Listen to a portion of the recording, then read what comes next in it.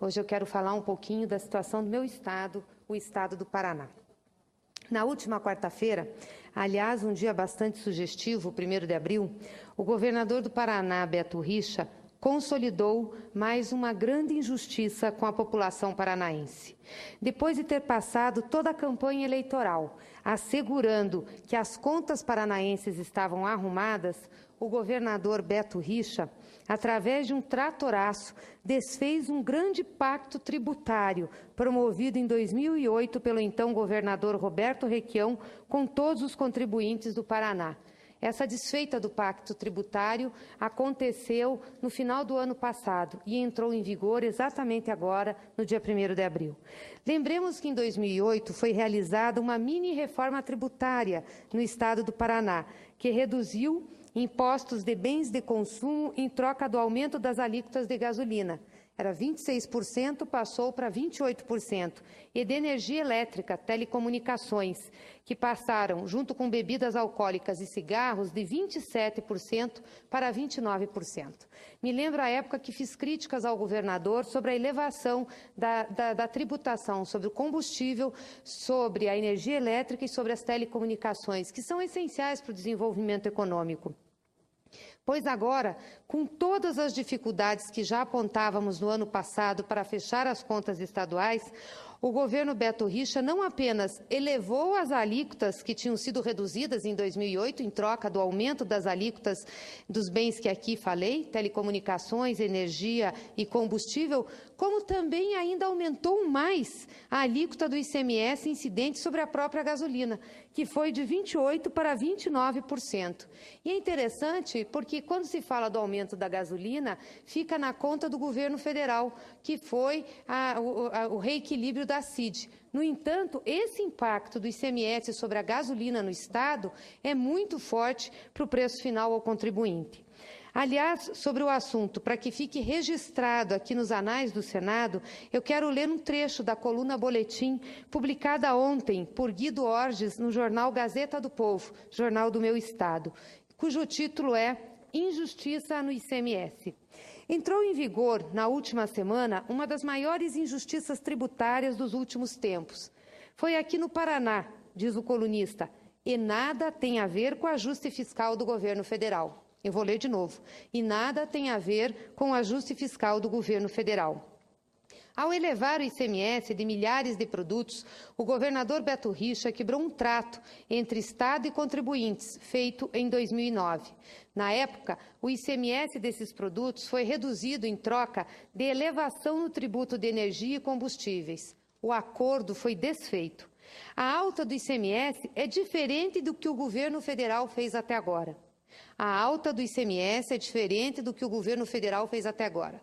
Eu releio porque o colunista é crítico também com o governo federal, mas notem que ele faz um ênfase para mostrar a diferença do que a presidenta Dilma fez em termos de tributo e o que o governador Beto Richa está fazendo no Paraná. Diz ele, tirar subsídios como o da gasolina, que foi a redução da CID, por exemplo, foi para conter a inflação. E tirar subsídio dos empréstimos do BNDES é desfazer, na visão do colunista, uma distorção que não funcionou para seu propósito inicial. A sociedade aceitou esses subsídios em troca do crescimento econômico e redução do desemprego. As distorções, no entender dele, foram piores do que se nada tivesse sido feito. No Paraná, a reforma de ICMS de 2009 tinha duas razões: melhorar a arrecadação, já que a concentração em dois grandes contribuintes, Copel e Petrobras, reduziria perdas com a sonegação, e diminuir o custo de produtos de consumo. Não há comprovação de que o impacto da troca na carga tributária foi neutra. Com certeza, o contribuinte pagou mais pela energia e pela gasolina. Mas, pelo menos na visão do colunista, não há razões para dizer que foi criada uma distorção negativa. Energia e combustíveis pagam muitos impostos em todos os estados e o caminho para solucionar esse componente do custo Brasil não é simples. Durante a campanha, o governador Beto Richa afirmou que a casa estava arrumada e em nenhum momento sugeriu que quebraria o modelo de ICMS criado em 2009. É hora dele mostrar quais gastos vai cortar e comprovar que a tesoura é tão eficiente quanto o trastoraço, porque não há como apertar mais o contribuinte. Senhor presidente, com o reajuste do imposto estadual, os preços de mais de 95 mil itens de produtos de consumo popular vão subir para o consumidor final. Dentre eles, alimentos, produtos de higiene pessoal, materiais escolares, roupas, calçados, eletrodomésticos, máquinas e equipamentos, automóveis e gás de cozinha. Alguns itens deixarão de ter isenção de ICMS e passarão a ser taxados em 12%. Não tinham nenhuma alíquota de ICMS incidente, serão taxados em 12%. Outros artigos passam a ter imposto, senador Fernando Bezerra, majorado de 12% para 18% ou 25%. O aumento do ICMS no Paraná seguramente será repassado aos preços e terá impacto significativo no bolso dos paranaenses.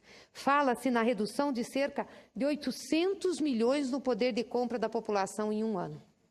O impacto no IPCA da região metropolitana de Curitiba pode chegar a 1,45%, inflando um índice que até fevereiro acumulava alta de 7,93% em um ano.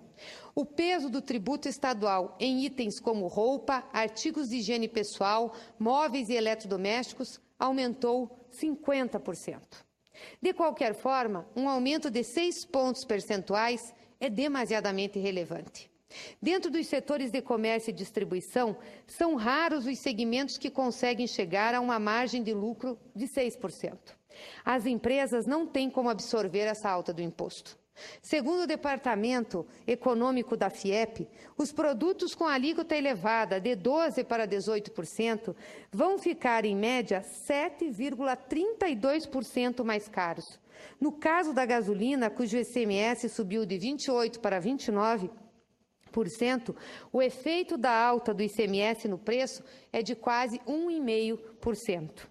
No caso do GLP, ou gás de cozinha, que é essencial na vida de todas as pessoas, com o aumento de 12% para 18%, o Paraná passa a cobrar a maior alíquota do país desta mercadoria. Vou repetir aqui. Com um aumento de 12% para 18%, o Paraná passa a cobrar a maior alíquota do país para o gás GLP. Nas contas do presidente nacional do Sindigás, que representa as distribuidoras de GLP, Sérgio Bandeira de Mello, os preços ao consumidor devem subir de 7% para 11%.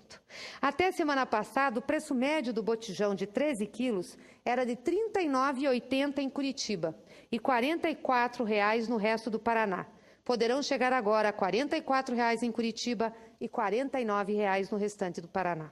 E não vai só subir o imposto do botijão de 13 quilos, mas de todo o gás comprado, por padarias, churrascarias, condomínios, um aumento que seguramente levará a outros aumentos. Para piorar, como os 3 estados vizinhos do Paraná continuam cobrando ICMS de 12% sobre o GLP, nós podemos esperar um prejuízo para os distribuidores de cidades próximas às divisas estaduais. Obviamente que o paranaense vai procurar comprar o gás mais barato e vai comprar em outro estado que tenha uma cidade de fronteira. Isso, inclusive, vai implicar também num efeito arrecadatório, porque se vai comprar menos, também diminui a arrecadação. Outro problema foi apontado pelo superintendente da Associação Paranaense de Supermercados, APRAS, Valmor Rovares, ao afirmar, segundo a imprensa, que o impacto negativo da elevação de alíquotas será mais forte para os produtos submetidos à substituição tributária. Aliás, nós discutimos aqui na semana passada um projeto de lei do senador Roberto Requião, lembro do pronunciamento que Vossa Excelência fez, senador Fernando Bezerra, pela justeza daquele projeto. Eu tive a honra de ser relatora, que era voltar aos produtos comercializados por pequenos e micros, ter a alíquota de apenas 3,95% e não entrar na substituição tributária. Aprovamos aqui, foi para a Câmara, aliás, aprovamos por unanimidade, mesmo a bancada da oposição, o PSDB, que estava reticente, retirou sua reticência e aprovou o projeto. E encaminhamos para a Câmara dos Deputados. Qual é a nossa surpresa? Que na semana passada, o governador Beto Richa esteve em Brasília, mas não foi para se reunir com a bancada do Paraná, porque veio a vice-governadora se reunir. Tampouco foi para nós termos audiência com o ministro de Portos para tratar da poligonal do Porto de Paranaguá ou com qualquer outro ministro para tratar dos interesses do Paraná. Veio aqui e quase que na surdina, sem a companhia de nenhum parlamentar, pelo menos não vi nenhum na foto que depois divulgaram, teve uma reunião com o presidente da Casa, com o deputado Eduardo Cunha, para pedir que a Câmara não colocasse em votação o projeto. Porque, segundo ele, esse projeto do senador Roberto Requião, relatado por mim aqui no Senado, iria trazer uma enorme perda tributária para o Estado do Paraná. Segundo ele, cerca de 700 milhões. Nós não sabemos se é isso, não temos os cálculos, não tem como comprovar, ele está estimando isso. O fato é que essa ação do governador representa um aprofundamento na injustiça tributária do Estado. Os micro e pequenos empresários já estavam livres de uma alíquota maior de ICMS. Nós aprovamos o Supersimples aqui, ampliamos o Supersimples, melhoramos as condições dos pequenos e microempresários. Estamos aguardando uma proposta que o nosso ministro Afif vai mandar ao Congresso Nacional para melhorar também o imposto para a média empresa. Então, o governador está indo na contramão na sua sanha arrecadatória, ou seja, querer fazer com que os pequenos e micro empresários que devem contribuir com apenas 3,95% de alíquota do ICMS passem a arrecadar alíquotas de 12%, 15%, 18%, até 25% com a substituição tributária. É o fim do que nós chamamos de Supersimples, é o fim dos benefícios que a Constituição está dando aos micro e pequenos empresários. E quero lembrar aqui, para fazer justiça, que o Paraná foi um dos estados que avançou na legislação federal. O governador Roberto Requião, na época, conseguiu melhorar as condições dos microempresários do Paraná e pequenos empresários. O Paraná era tido como um dos estados com uma das legislações mais completas, mais avançadas em termos de micro e pequenas empresas. Por isso, a gente tinha uma economia muito vigorosa no setor de serviços, de comércio e de pequenas indústrias. Isso está acabando, senador. Nós estamos matando o nosso micro e pequeno empresário. E isso o que tem de resultado? Nós estamos acabando com o emprego, com a dinâmica da economia paranaense. Eu lamento muito que o governador tenha vindo a essa casa exatamente para pedir que essa casa, a Casa Legislativa, a Câmara dos Deputados, não aprove uma medida já aprovada por unanimidade no Senado Federal. E o Senado Federal representa os Estados federados. Portanto, não nos cabe aqui ser contra os interesses dos Estados da Federação. Nós sempre defendemos os Estados. Agora, não podemos defender a injustiça. Então, em defesa dos micro e pequenos empresários do Paraná, senhor presidente, de todo o Brasil, que eu informo que ainda hoje estarei com o presidente da Câmara dos Deputados, se ele se encontrar em Brasília, para defender a aprovação da matéria. Para pedir, fazer um apelo ao deputado Eduardo Cunha, que tem sido tão sensível com a reivindicação de tantos setores da sociedade, que coloque em pauta esse projeto e que nós possamos, na Câmara dos Deputados, ver a aprovação tal qual vimos aqui no Senado da República. Enfim, senhoras e senhores senadores, infelizmente, a situação caótica instalada em meu estado continua.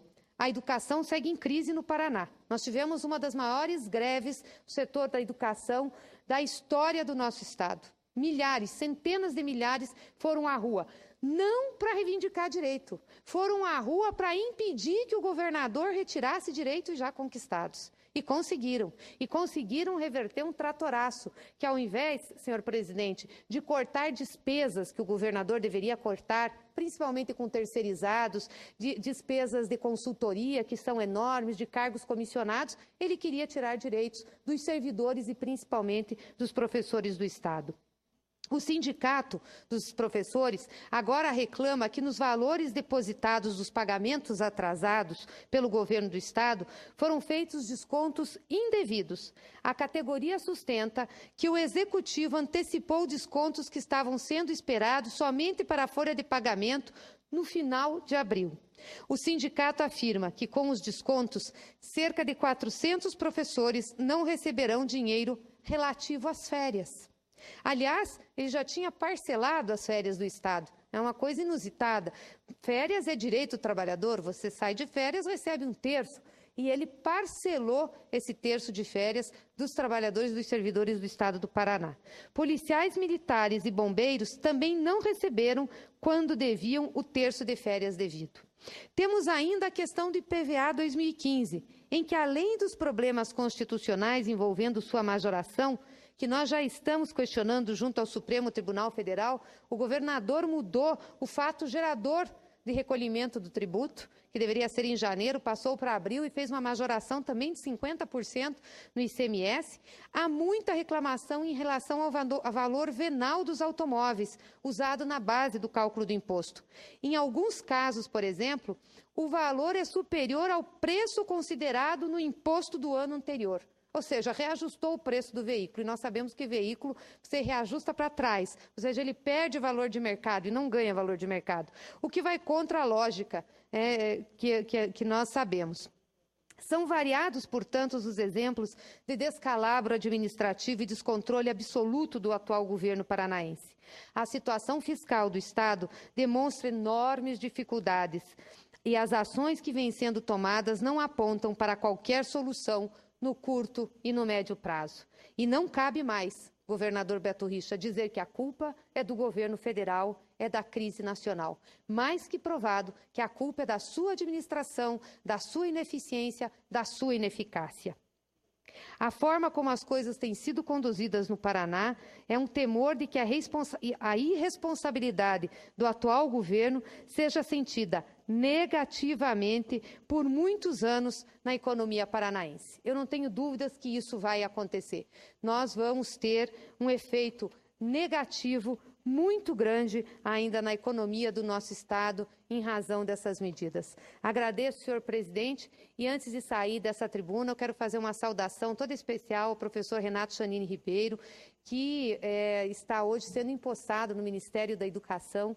Com certeza, um convite muito importante da presidenta Dilma para um homem que é um militante da educação nesse país, de uma inteligência muito grande e uma pessoa que tem muita sensibilidade. Eu não tenho dúvidas que nós estaremos com o nosso Ministério da Educação em boas mãos. Desejo todo sucesso ao professor Renato Janine Ribeiro e que a sua gestão no Ministério da Educação possa trazer muitos benefícios ao povo brasileiro. Muito obrigada.